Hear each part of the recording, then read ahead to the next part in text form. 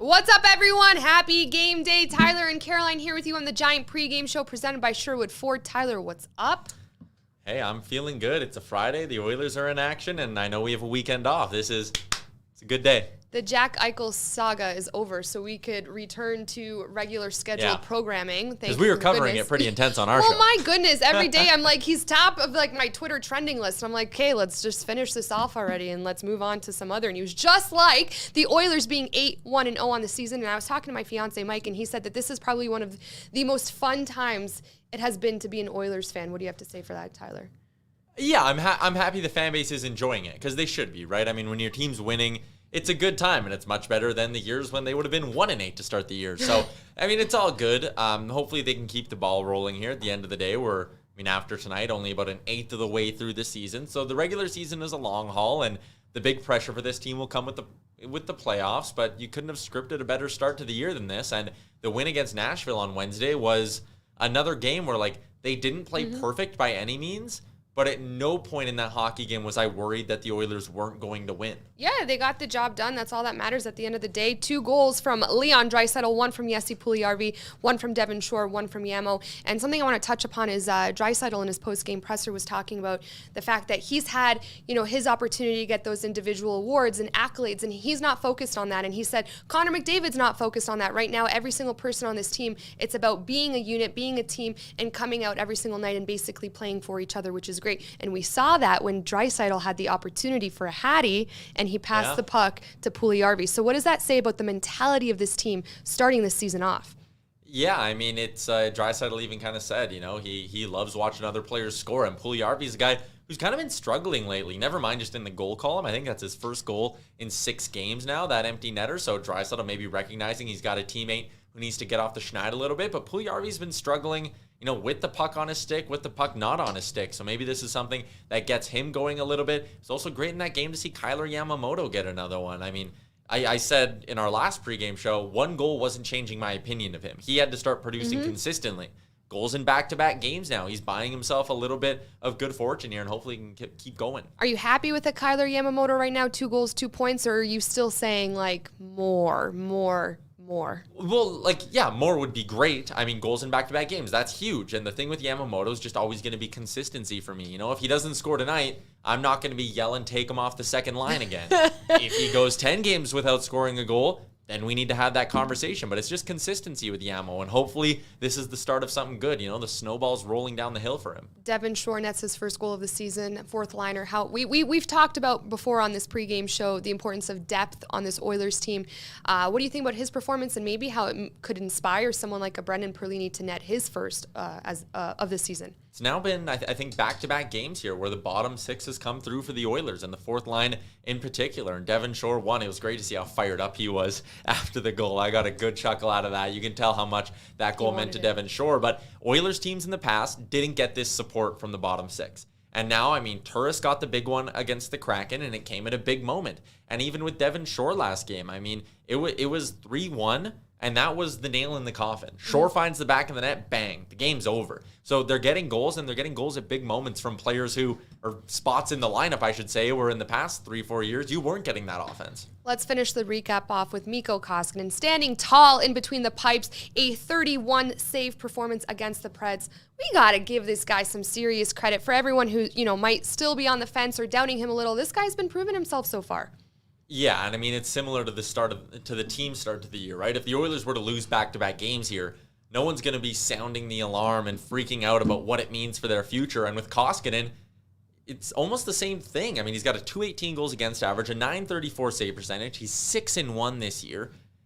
Even if he had 2 bad games, I'm not going to be sitting there and freaking out about Mikko Koskinen. Yeah. Some people might, but I think that'd be unfair. This is a guy, we know what he is. He's a backup goalie. He's giving them better than backup goalie numbers right now. He's going to regress. He's not ending the year with a .934 save percentage, but this start to the year helped the Oilers bank some crucial points, and the Big Fin has been exactly that, big for the Oilers. Love it. All right, let's move on to the opposition report presented by Jägburger. We know that our 8-1-0 Oilers are back at it tonight, taking on a 6-2-2 Rangers team at 7:30 p.m. It's also a Kevin Lowe night. As we all know, Kevin Lowe is the first Edmonton Oiler to ever score a goal back in '79 and was an integral part of the Oilers winning 5 cups. So it's going to be an important night tonight for the Edmonton Oilers. And what do the Oilers need to do to get this W against a Rangers team that is coming off of a 3-2 overtime loss to the Canucks? Yeah, first off on Kevin Lowe, I mean, really great that he's getting the honor tonight. He's, for the people who are maybe my age and the younger generation of Oilers fans, he's remembered as, a GM, an executive who has a bit of a rocky relationship with the fan base. As a player, there's no denying the impact that he made. And you know what? He also gave this fan base 2006 with the moves that he made. And also, he's a guy who never left. Yeah. Gretzky, Messi, all those guys, they're not around as much. Kevin Lowe's always been around. And I think that's something I admire about him. He has a clear love of this organization. But into the opposition report, Adam Fox is the guy to watch with this hockey team. He's their leading scorer. He's the reigning Norris Trophy winner. He's now one of the highest paid defensemen in the NHL. This guy's legit, and it's his first trip up to Rogers Place, so first chance for Oilers fans to get their eyes on him firsthand. He is very legit, and this team's top 6 is also very good, as this is a natural segue into the projected lineup presented by Deuce Vodka. I mean, Zibanejad, Kreider, Barclay Goodrow, 2-time Stanley Cup champion Barclay Goodrow, Ryan Strome, the former Oiler with Panarin and Kakko. That top 6 can do some serious damage, and they maybe haven't been scoring as much as they would have liked to early in the season, but they have the firepower to keep it close with this Oilers team offensively. Alexis Lafreniere, he's down on the 4th line right now, and that's surprising considering kind of the start to the year he had. It looked like he was ready to turn a corner with 3 goals early, but Lafreniere obviously is a former number 1 overall pick, is someone to watch. That top pairing, Adam Fox, you got to keep your eyes on him, and they actually have a pretty solid blue line outside of that. Usually their strength as well is between the pipes, where Igor Shesterkin is having a Vezina caliber start to the season, but they're actually going with Alexander Gorgiev tonight, according to Daily Faceoff. And that right there really changes my opinion of this hockey game, because Gorgiev is far from the goalie that Shesterkin is. Shesterkin, like I said, one of the best goalies in the league. Gorgiev has a 3.5 goals against average and an .873 save percentage. He can be beat. And I mean, that right there gives me a lot of confidence that the Oilers can win tonight.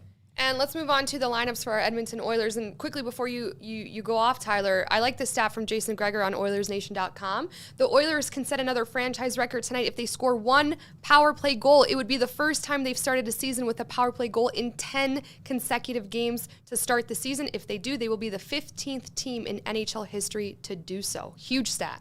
Yeah, it's been unreal.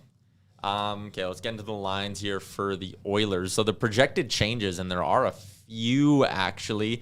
Actually, no one really knows what they're doing with the top 6. I think they might go back to McDavid and Draisaitl together. Yep. It worked for them down the stretch last game. But I guess we'll find out closer to warm-ups. Wouldn't be the least bit surprised if it's McDavid, Draisaitl with Puljujarvi, and then Nuge with Hyman and Yamamoto. The bottom 6 is expected to stay the same in this one, and I think the defense will as well. I'm not sure if they're going to pull Chris Russell out of the lineup, and obviously starting between the pipes is Koskinen, so really a lot of the usual for the Oilers. Bet of the game presented by PointsBet.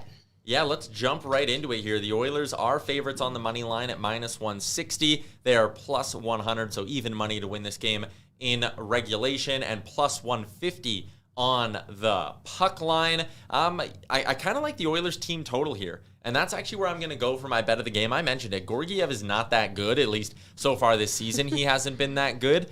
Oilers team total set at 3.5, paying +105. I'm going right back to that. I was on it in the game against Nashville, and I like the value here. Over 3.5. I think they can put home 4 if they win the game, and +105 is better than you're getting on them to win in regulation or on the straight up money line. So that's your bet of the game. Team total over 3.5. Awesome. Thanks, Tyler. You ready for the Zodiac report? Quickly. Yeah, you can't wait, huh? Yeah. He's actually on the edge of his seat. All right. Today's Zodiac report is for the one and only Evan Bouchard, who has 1 goal, 4 assists, 5 points on the season. He is a Libra, which means he's an air sign, as we know from many Zodiac reports on this show. That means he's highly intellectual. The Libras symbolize balance, communication. They're known to be team players and are very trustworthy, a.k.a. everything you need in a defensive defenseman. That is Evan Bouchard. So I think tonight Evan Bouchard channels his inner Libra, gets a Bouch bomb for the Oilers. And fun fact, he was also born in the town that I grew up in back in Ontario. So I don't know how that works, but that basically means we're family. So I'm really rooting for him in this game tonight. Bouch bomb for a goal. Yeah, and he's been impressive, but he's been really good through, I'd say, about 7 games. Now, he's had a couple of rough outings. Interested to see how Bouchard can bounce back. Don't worry, he'll balance his energy out tonight because Libras are known for that. You're a Libra. Yes. How do you find you balance your energy? I don't even know what... Just going to take a sip of my water. Fun fact, we're 10 games in. That means Tyler has another 72 Zodiac reports to get through this season with me. And I'm absolutely hanging on to every single last second of it because I see how much you enjoy it. It's the favorite part for the Twitch chat. Like, I can see Electronic Jordan and Bearded Brad going back and forth in there about how much they love the Zodiac report and love watching me take sips of my water. Thanks, guys. All right, anything else? My chat's I got nothing going on in my chat. Anything else from everyone in your chat? My sweet Nation Beer shirt is getting a lot of love. This is one of my favorites from the Nation Gear collection. I don't even know if you can get these anymore, so a little bit of a flex there, not a big deal. Tyler's also our Nation model, so thank you for repping it. Genesis asked if Smith is still out, and yes, he is. He's practicing, but they're really taking it easy with Mike Smith here and not pushing him at all. I will say, I think he'll get back in. Like, I know I did say last week as well, I thought he'd be ready to go by this game, but when Mikko Koskinen's playing as well as he is, I really don't think they're feeling any sort of pressure to bring Smith back into the lineup. But I wouldn't be surprised if Smith is maybe ready to go when this team hits the road, and they have back-to-backs a week from now against Boston and Buffalo. That second half of the back-to-back, when they take on Buffalo, that seems like a really natural spot to sort of slide Mike Smith back into things. Awesome. Anything else? No, this is going to be a good night. I mean, it's another banner is going to the rafters, and that's always exciting. I also saw Bob Nicholson announcing while we were on the air that the Oilers are going to be unveiling a wall of honor going forward because they're going to go forward with their sort of club policy that you only get a banner in the rafters if you're in the Hall of Fame, but they're going to have a wall of honor for guys, like Ryan Smith and Ales Hemsky and Doug Waite, Curtis Joseph, all those guys who were great Oilers, but maybe didn't get into the Hall of Fame and won't have their banners up. The other thing as well, number 4, Kevin Lowe's going to the rafters. They're keeping the Hall of Fame rule, so you could assume then the next time we get an Oilers banner going to the rafters, it'll probably be 97 or 29, which is interesting. Interesting. And then a Tyler Yaremchuk banner going up, right? For what? For being just an Edmonton icon. Sorry, here I am giving you props. What do you mean for what? Okay, I agree with you. For what? It is grumpy. I shouldn't be this grumpy. Here I am, putting Tyler on this pedestal, and I'm getting... Yeah, just shooting you down. Yeah, my goodness. All right, we're going to wrap up the Giant pregame show presented by Sherwood Ford. I'm going to go cry in the corner. I hope you guys enjoyed today's game and talk to us on Twitter because it's our favorite part of the day. And we'll see you back next game day. I'm upset, Tyler.